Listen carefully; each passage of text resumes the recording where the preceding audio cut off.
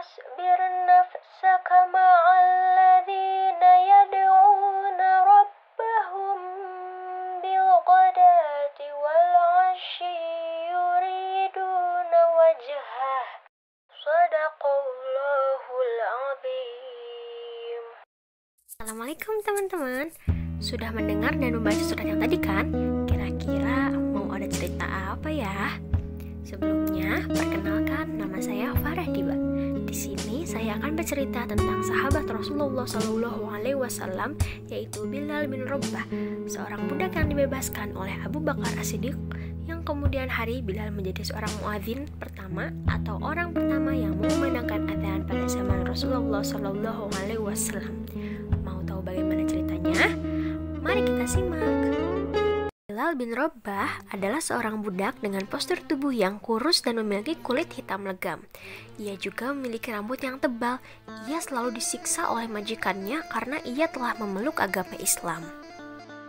Suatu hari, Abu Bakar melihat Bilal sedang disiksa oleh majikannya di bawah panasnya terik matahari dan dialaskan pasir yang sangat panas. Hingga masyarakat di sana pada saat itu pun tahu bahwa siapapun orang yang melempar daging ke pasir itu, maka daging tersebut akan matang dengan sempurna. Tidak sampai di sana loh, Bilal juga dibebani oleh batu yang sangat besar yang diletakkan di perutnya sehingga Bilal kesulitan untuk bernafas. Bakar mengajukan untuk membeli Bilal kepada Umayyah. Umayyah terkejut karena mengira Abu Bakar tidak mau membeli budak seperti Bilal. Namun, ternyata Abu Bakar bersedia untuk membelinya. Umayyah menerima 9 uqiyah emas.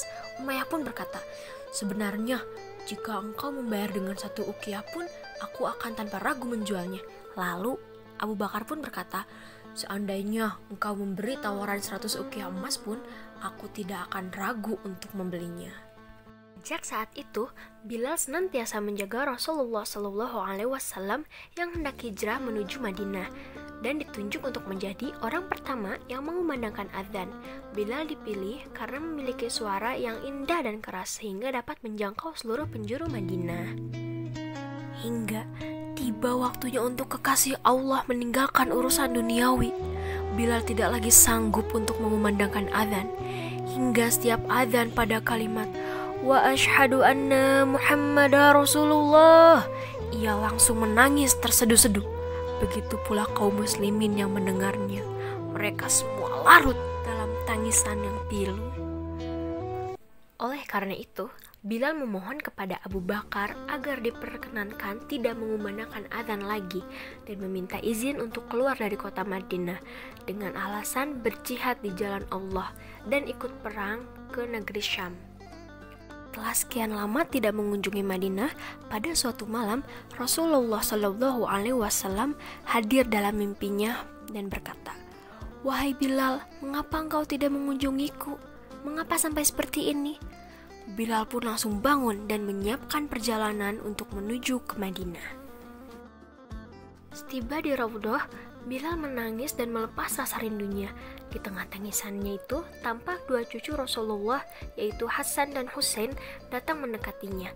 Dengan mata berlinang, Bilal segera memeluk anak lelaki tersebut. Husain pun berkata, "Paman, maukah engkau sekali saja mengumandangkan adzan untuk kami? Kami ingin mengenang kakek." Pada saat bersamaan, Umar sedang menyaksikan pemandangan yang sangat mengharukan itu. Ia pun memohon kepada Bilal agar mau mengumandangkan adzan lagi.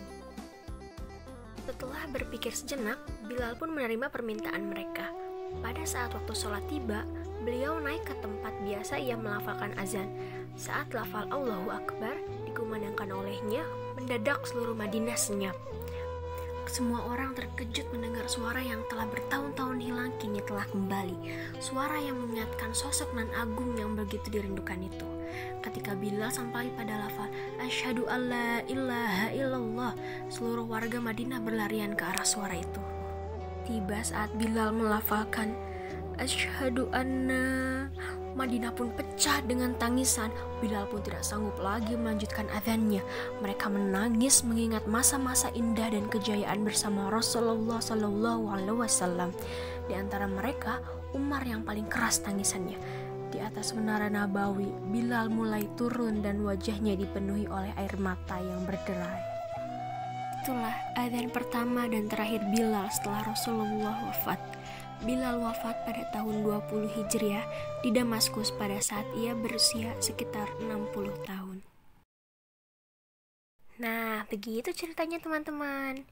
Di sini ada poin yang bisa kita ambil loh. Yang pertama, kita harus seperti Bilal. Meskipun dalam tekanan dan kesulitan, Bilal tetap memegang teguh pada akidah Islam.